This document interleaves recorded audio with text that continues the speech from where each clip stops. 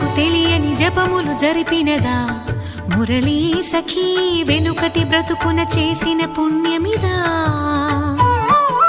తనువును నిలువున తొలిచిన గాయములే తన జన్మకి తరగని వరముల సిరులని తలచినదా